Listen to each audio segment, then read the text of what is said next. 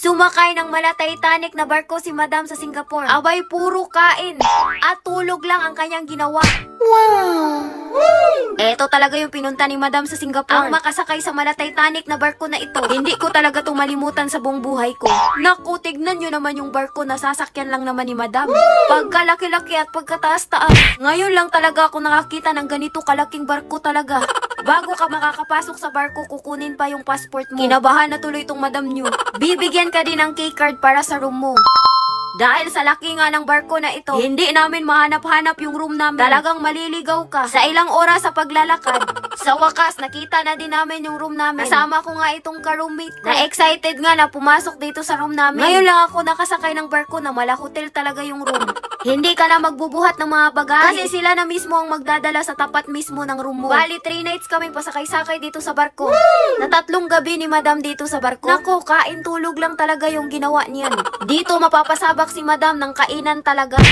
Kaya bago matulog, mapapasubo talaga si Madam ng todo. May 5 restaurant daw dito sa loob ng barko na pwede mong kainan. Nung nalaman ni Madam, talagang maaga siyang gumising para makaabot ng breakfast ba. Lahat ng kainan nila dito, buffet style. Kaya kung anong nakadisplay dyan, pwede mong kainin lahat.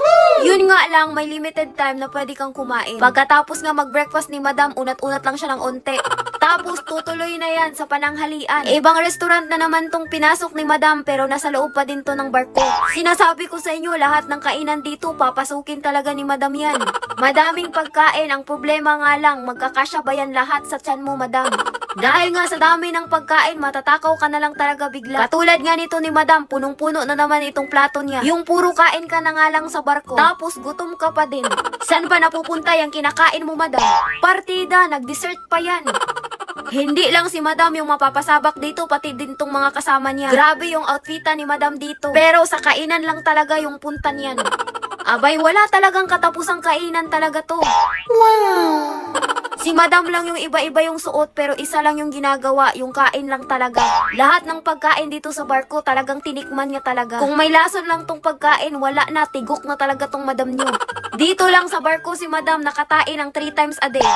Talagang mapapasubo ka talaga ng todo dito, Madam. Ang sarap ng buhay, puro kain na lang talaga.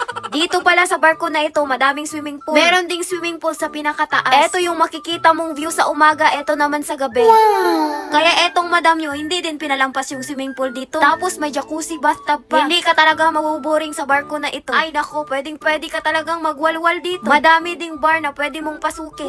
Mapapasayaw ka din ng todo dito hanggang umaga. Hindi ka din mapapagod sa paglilibot dito sa barko kasi madaming elevator. Literal na nasa kalagitnaan talaga kami ng karagatan. Mauubos din yung pera mo dito kasi may casino sa loob. At hindi lang yun, meron ding sinihan at theater dito. Talagang madaming pasabog. Para ka lang talaga nanood ng America's Got Talent. Abay, meron rin silang pabanda dito. Nako, dito sa loob ng barko may mall. Wow!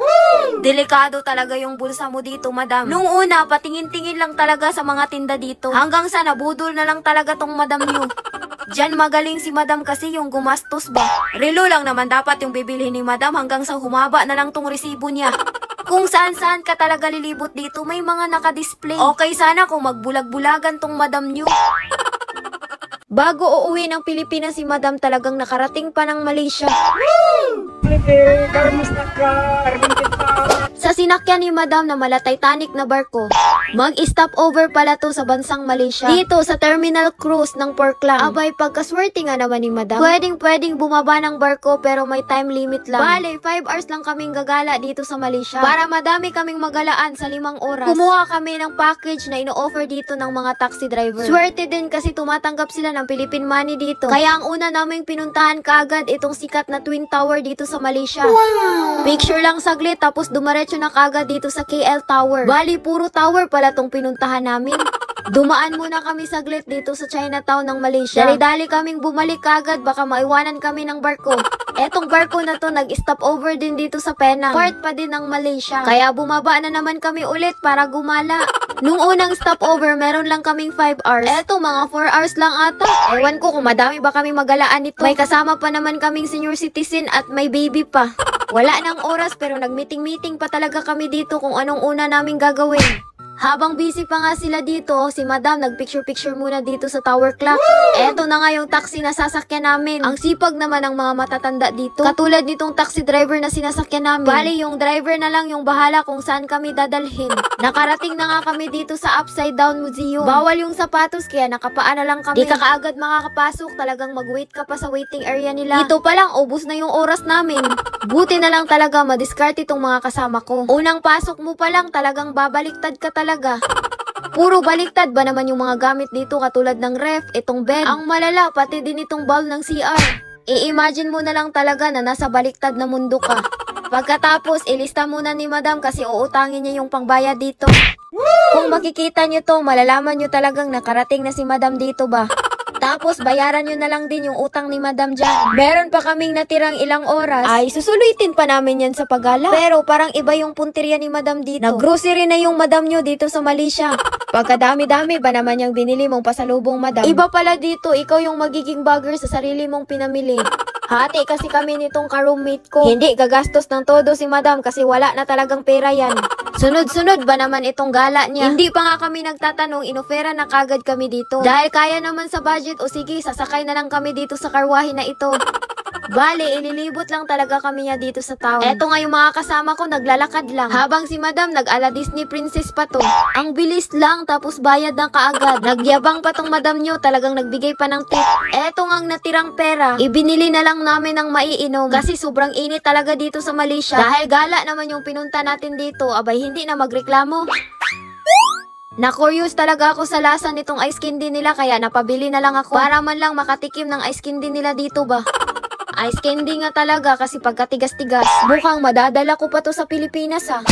Diretso na nga kami balik sa barko. Last day na namin dito kaya dapat bayaran yung mga dapat bayaran. Pagbaba nga ng barko, bida-bida na naman sa pagbook ng Grab. Diretso na din naman kasi kami ng airport nito. Etong ka-roommate ko, pagod na talaga. Buti na lang talaga, nagkasya tong pamasahe namin. Grabe talaga yung mga matatanda dito, talagang nagtatrabaho pa. Etong nasakyan naming Grab, senior citizen na. Hindi ata uso yung retired dito. Patakbo na nga pumasok si Madam sa airport. Hindi na talaga mapipigilan to. Yun nga lang, nahirapan kami dito sa mga bagahe namin. Ang dami kasing pinamili ni Madam. Hindi na halos magkasya sa luggage niya. Dito sa airport sa Singapore, ikaw na mismo yung mag-check-in sa luggage mo. Buti na lang talaga gumagana tong utak ni Madam. Pero makailang ulit pa kaming nag-try bago pinasok yung bagahe. Sa wakas, makakauwi na talaga itong Madam nyo. Yun nga lang na umagahan sa biyahe. Ang importante, ligtas nakauwi si Madam.